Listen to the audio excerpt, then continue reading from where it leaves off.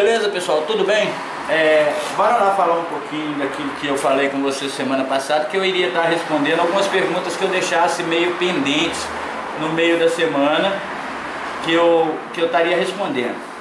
Eu fiz uma anotação aqui, mas é muito difícil seguir um cronograma de perguntas. Se acaso eu deixei alguém que questionou no meio da semana aí e eu não respondi, torna-me questionar aí que eu vou tentar resolver, ajudar.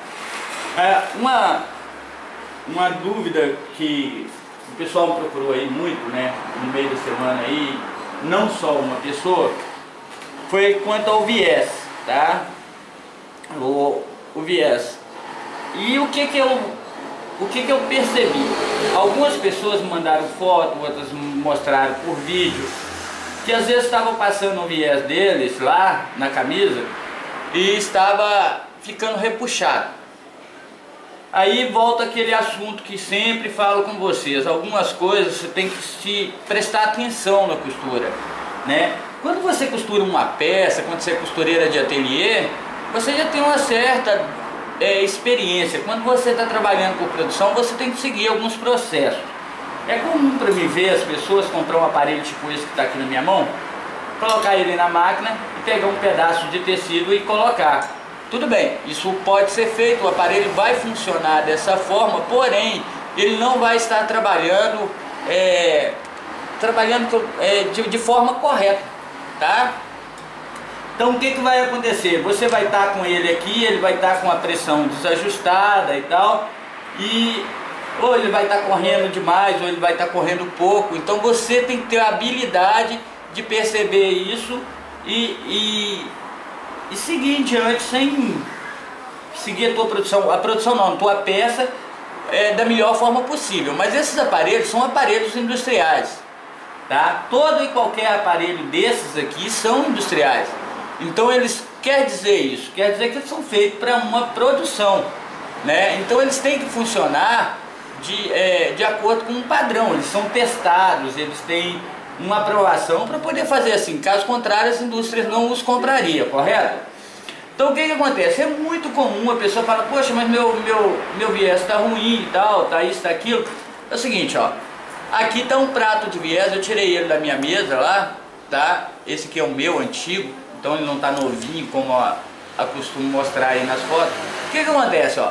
Se eu puxo aqui, esse viés, ó, vai seguir. Porém tem uma coisa, aqui nós temos reguladores de tensão, que isso aqui você vai dar mais ou vai folgar a tensão, você vai chegar com ele e vai deixar ele correr livre.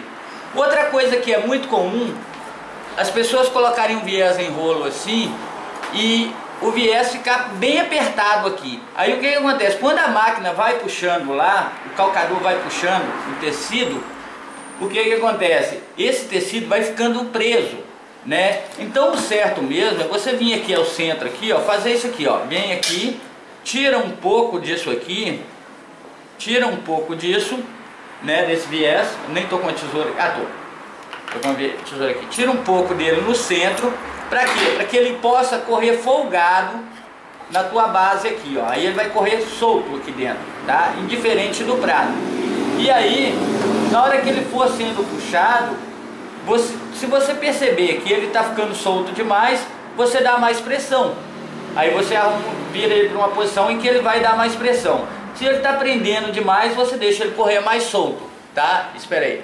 Se você perceber que ele, vou repetir aqui, gente, que eu não sei se eu filmei.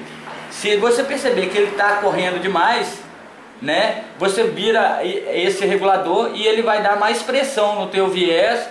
E pronto, aí ele vai ficar na tensão que você quer. Se você achar que ele está muito preso, você abre todos eles e deixa com que ele passe livre, né, por aqui, e ele vai passar livremente até o ponto em que você vai olhar. Algumas coisas contam sim com a sensibilidade da costureira para percepção desse tipo de coisa. É muito comum para mim a pessoa chegar aqui e colocar um pedaço, um pouco de viés aqui no aparelho, colocar aqui e largar aquela tira caída aqui. A máquina vai puxar, mas o aparelho vai estar puxando ele torto, porque ele vai dar deixa eu virar mais ou menos aqui. Vamos supor que isso aqui estivesse no chão, ou se tivesse solto, ele vai puxar desigual aqui. Então é por isso que é necessário o prato com suporte ali, para que ele mantenha uma regulagem na altura e tal, e é assim que se trabalha com quantidade. Agora, se você é costureira caseira aí, que vai fazer uma, duas peças, aí você vai estar pisando a tua máquina lá e vai ter que estar guiando esse aparelho aqui. Esses aparelhos não são feitos para você trabalhar como trabalha numa máquina doméstica, tá? Você tem que seguir todo um processo. Para você ter uma galoneira, você tem que ter algumas coisas que são... outra coisa, é muito comum para mim as pessoas falar, ah, não, eu quero o aparelho, mas para mim não interessa a coisa, eu sou fabricante de camiseta, eu sou fabricante de biquíni, eu faço isso, mas eu não preciso desse prato. Tudo bem, você não precisa, isso é uma opção sua. Só que ele é o prato de viés e a parabólica e o suporte, as máquinas industriais, por exemplo, o suporte que vem para colocar o aparelho por cima, já tem a furação nela, já vem de fábrica, tá? Para que você só encoste ali o suporte, mantenha ali, você possa colocar qualquer aparelho que você precisa. Ela já vem com a furação que vai bater essas medidas que estão aqui, tá? Outra pergunta muito comum para mim, as pessoas falam comigo, Júlia, a galoneira Bracob, se eu não me engano o nome é esse, eu não tenho essa galoneira, tá? Semi-industrial. Algumas pessoas até me mandam a foto. Aconteceu comigo, que é o caso com a minha amiga Gisele, que eu mandei um aparelho para ela e a furação não bateu. Mas eu acho que todas elas vão bater aparelhos normais, tá? Porque a Bracob é uma empresa que está trabalhando no mercado nacional, eu não posso avaliar porque eu nunca trabalhei com a máquina deles, porém eles sabem desse tipo de coisa, então eu acho que as máquinas deles já são desenvolvidas para isso. Nesse caso, foi um aparelho que é totalmente contrário a tudo que se tem. Então é o seguinte, é um aparelho com um tamanho muito maior. Mas esse tipo de aparelho eu acredito que vai servir nela, porque eu acho que a Bracob não ia colocar uma coisa no mercado nacional. Não conheço as máquinas dela, tá, gente? É muito comum as pessoas me perguntar marca de máquina, isso e aquilo, aquilo outro. Eu conheço algumas, mas é impossível se conhecer todas, tá?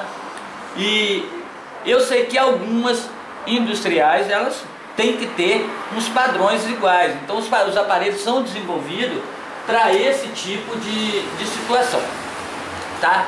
Então eu espero que eu tenha respondido essa questão do viés aqui. Eu vou estar tirando isso daqui e vou passar para outro assunto, tá ok?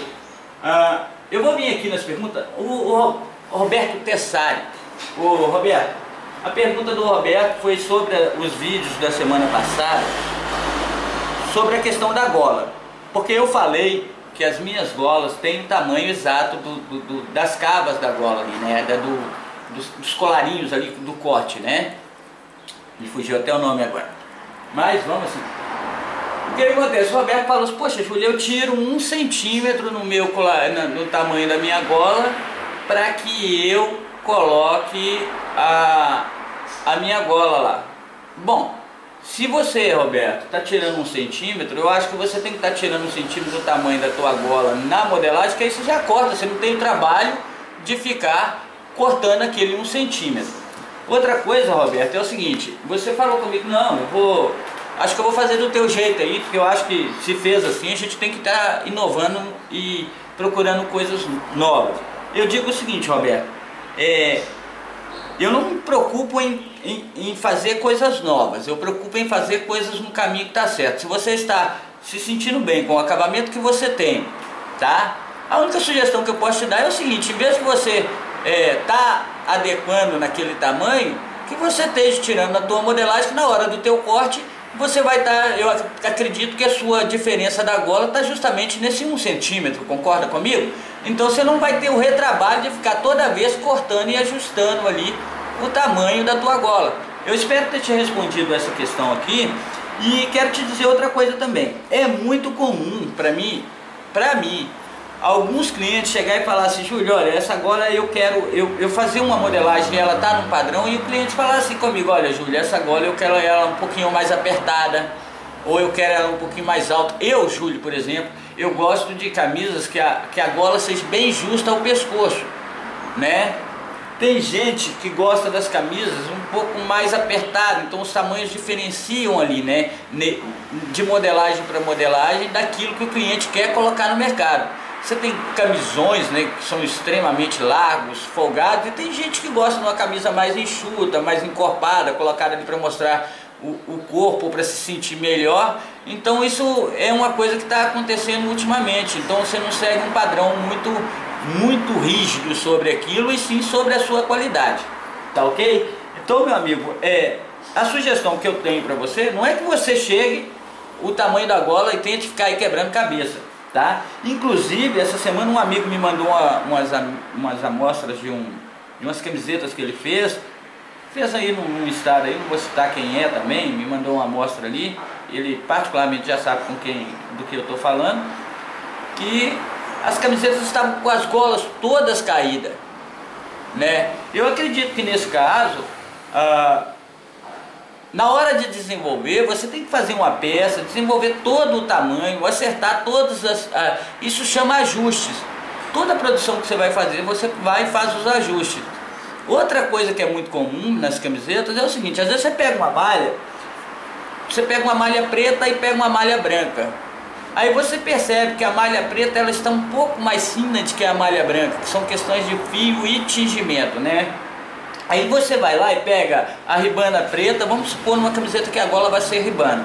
Você pega uma ribana preta e a ribana branca. Aí você percebe que naquela ribana que você fez a peça ali e tal, ela tá com uma composição um pouquinho diferente da branca. E isso você tem que prestar atenção na hora de produzir, tá, o Roberto Pessari? Porque geralmente costuma, de trama para trama, de fio para fio, costuma dar essa variação, e a gente coloca aquilo em produção, não faz esse ajuste, e às vezes a gente pega uma peça boa, outra ruim, por causa de uma situação dessa. Outra coisa comum também para o pessoal que faz camiseta, eu acredito, Júlio, tá fazendo leva para a máquina de lavar e deixa bater mesmo, como se você estivesse fazendo ali, e retira, deixa secar para você avaliar aquela questão, se a sua camisa vai, depois se o seu cliente, na hora de comprar a tua camisa, ou a malha que você comprou, não vai estar aquela coisa ruim, se ele vai encontrar uma camisa que não distorceu, você entendeu? É muito comum você pegar um fio e pensar... e não fazer esse tipo de coisa. Nas indústrias a gente faz testes para esse tipo de coisa, você entendeu?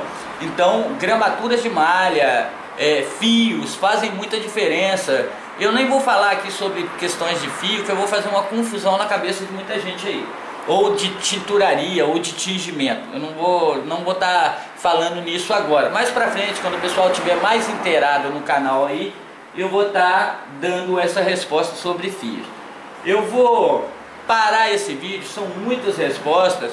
Eu vou parar esse vídeo, eu já estou com 13 minutos e 15. E para não ficar picado o vídeo, eu vou parar e vou continuar no próximo, tá? Espero ter te respondido, Roberto. E muito obrigado aí pela sua participação, tá ok? Muito obrigado.